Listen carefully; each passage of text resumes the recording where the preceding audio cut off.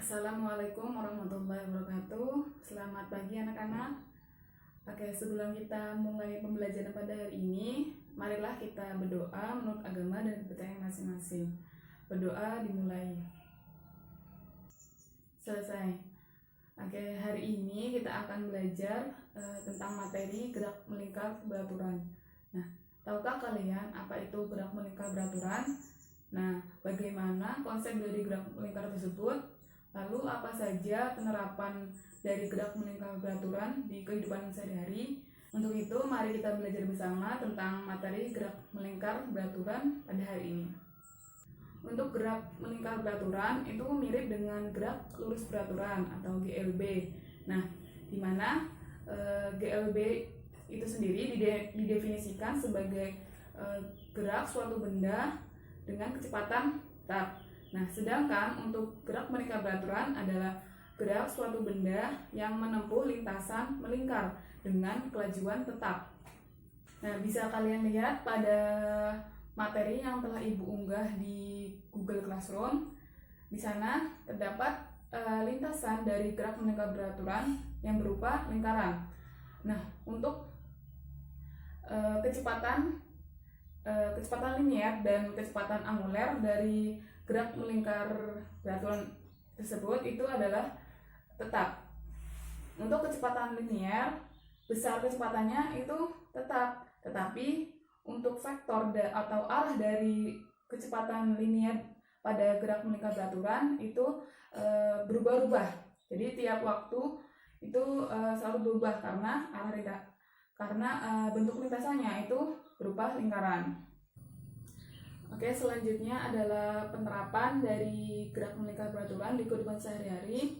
Di materi yang telah Ibu unggah di Google Classroom, di situ terdapat beberapa contoh dari gerak melingkar beraturan, seperti kincir pada biang lala, kemudian ada gerak jarum waktu pada jam dinding, lalu ada hubungan roda-roda pada sepeda, dan gerak planet ketika mengitari matahari, dan juga banyak contoh lainnya dari penerapan gerak melingkar beraturan tersebut.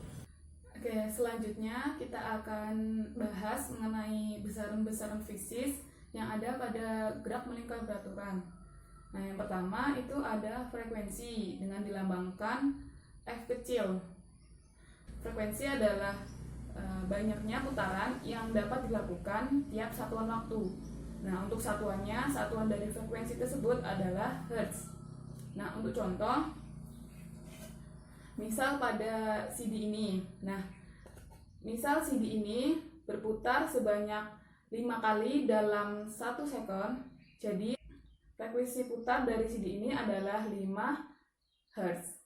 Untuk rumusan dari frekuensi itu adalah N per T, di mana N adalah jumlah putaran dan T itu adalah waktu atau selang waktu putaran.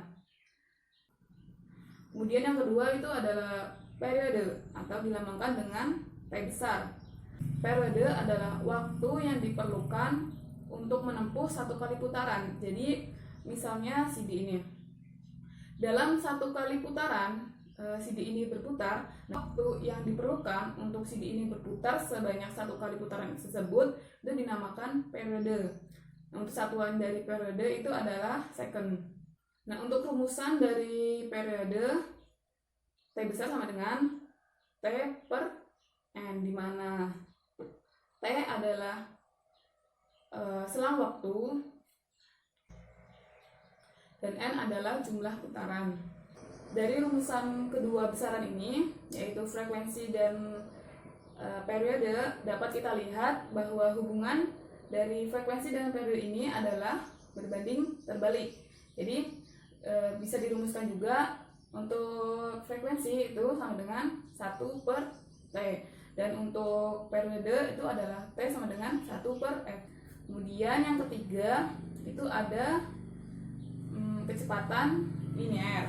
Kecepatan linier adalah panjang lintasan yang ditempuh tiap satuan detik. Nah, untuk kecepatan linier dari GMB ini sama seperti GLB, yaitu V sama dengan S per T, di mana S itu adalah jarak tempuh dan T adalah waktu tempuh. Nah, untuk GMB jarak tempuhnya itu berbentuk lingkaran, jadi S-nya menggunakan rumusan keliling lingkaran, yaitu 2πr. Jadi untuk kecepatan linier pada gerak melingkar beraturan itu rumusnya yaitu 2πr per T untuk hubungan dengan periode dan 2πr F untuk frekuensi. Selanjutnya yang keempat itu ada kecepatan sudut atau omega. Nah, kecepatan sudut adalah besar sudut yang ditempuh setiap satuan waktu. Nah, untuk satuan dari kecepatan sudut ini adalah radian per sekon atau rad per sekon. Nah, rumusan dari kecepatan sudut ini adalah theta per T. Nah, theta ini adalah sudut putaran dan T adalah waktu, selang waktu. Nah, untuk sudut putaran pada lingkaran itu sudutnya membentuk 360 derajat. Nah, 360 derajat ini kita konversikan ke dalam radian, yaitu 2π. Nah, sehingga untuk rumus kecepatan sudut pada gerak melingkar beraturan itu adalah 2π per T untuk periodenya dan 2πf untuk frekuensi. Dari kedua rumusan besaran ini, yaitu kecepatan linier dan kecepatan sudut, bisa kita tulis juga untuk kecepatan linier yaitu omega r. Nah, omega ini adalah kecepatan sudutnya. Oke, untuk contoh-contoh soal pada materi gerak melingkar beraturan ini terdapat pada materi yang sudah Ibu unggah di Google Classroom tadi.